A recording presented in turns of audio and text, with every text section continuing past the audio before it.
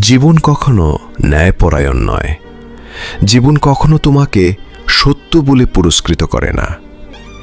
কেউ জন্ম নেয় ধনী পরিবারে, সব কিছু পেয়ে, সব দরজা খোলা। কেউ জন্ম নেয় একটি ছোট ঘরে, যেখানে খাবারই কখনো পর্যাপ্ত হয় না। এটা কোনো গল্প নয়, এটা বাস্তব। একই পৃথিবীতে দুই ধরনের মানুষ, একজন জন্মগতভাবে এগিয়ে আর একজন জন্মগতভাবে পিছিয়ে। আর সবাই বলে, চেষ্টা করো, তুমি পারবে। কিন্তু কেউ বলে না, তুমি কতটা চেষ্টা করতে পারো, তুমি কতটা শক্ত, তুমি কতটা দুর্বল, তোমার জীবনের ব্যথা কতটা গভীর, এসব কেউ দেখে না। তুমি যদি ধনী হও, তুমি মেধাবী হয়ে ওঠো।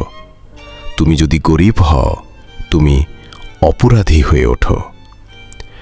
এটা সমাজের নিয়ম, যা তুমি পরিবর্তন করতে পারো না।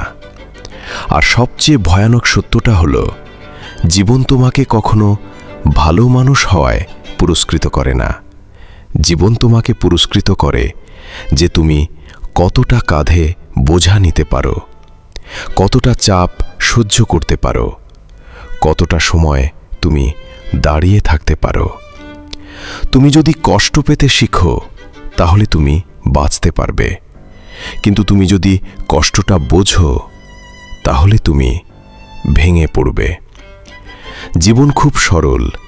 এটা তোমাকে ন্যায্যতা দেয় না, এটা তোমাকে সুযোগ দেয়, তাই না? এটা তোমাকে শুধু বাঁচতে শেখায়।